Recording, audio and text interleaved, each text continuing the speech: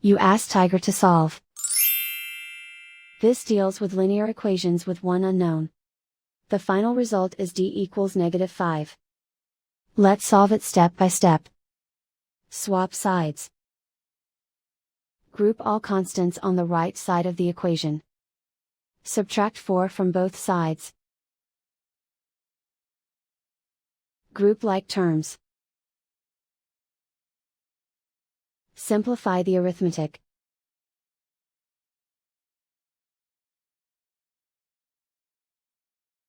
Isolate the d.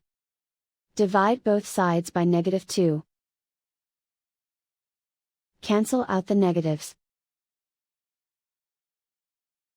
Simplify the fraction. Move the negative sign from the denominator to the numerator. Find the greatest common factor of the numerator and denominator. Factor out and cancel the greatest common factor. And so the final result is d equals -5.